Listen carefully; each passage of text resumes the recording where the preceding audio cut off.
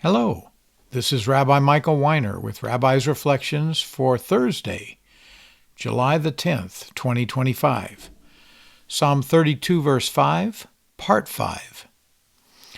Then I acknowledged my sin to you and did not hide my iniquity. I said, I confess my transgressions to Adonai, and you forgave the guilt of my sin. Selah. Dear Lord, let's review. I acknowledge my sin, chata, by confessing my transgressions, pesha, and you forgive my iniquity, my guilty, avon, sin, chata. How is all this possible? Let's remember, although it's not mentioned in our subject verse explicitly, it is by grace and grace alone. That is implicit. Selah. Al tishkachu, meaning, y'all, don't forget.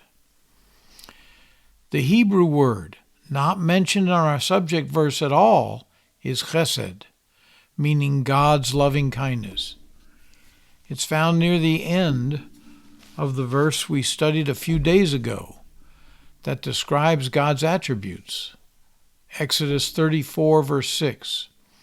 Then Adonai passed before him and proclaimed, Adonai, Adonai, the compassionate and gracious God, slow to anger and abundant in loving kindness and truth. The phrase abundant in loving kindness and truth in Hebrew is Rav, Chesed, Ve'emet. All of this is in the context of the aftermath following the sin of the golden calf. Without the grace of God, the new nation of Israel would have been destroyed. Exodus 32, verse 10. Now therefore leave me alone, so my wrath may burn hot against them, and so I may consume them, and make from you a great nation. The Lord was never going to destroy the people whom he loves, and the same people he would ultimately come to earth to save. Instead, God was putting Moses to the test. Would Moses intercede for his own people? He did. Without grace, the people of God would not know how to respond to his call.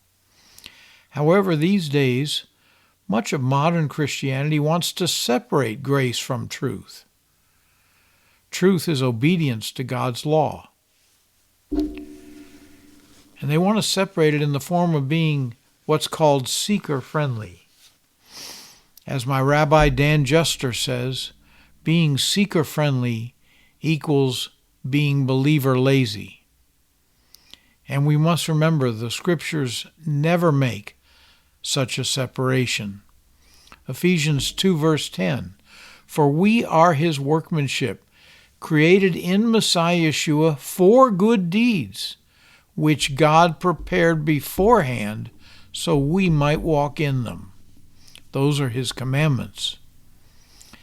These same attributes of grace and truth are ascribed to Yeshua in John 1:14, and the Word became flesh and tabernacled among us.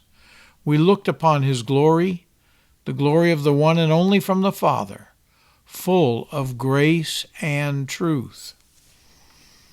Our father Abraham was commanded to walk blameless before God in Genesis 17, verse 1.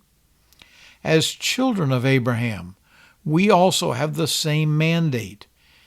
Yet, without Yeshua, we are incapable of being the righteousness of God. Yes, we are commanded to walk in righteousness.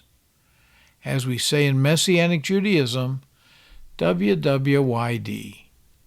Shalom, shalom.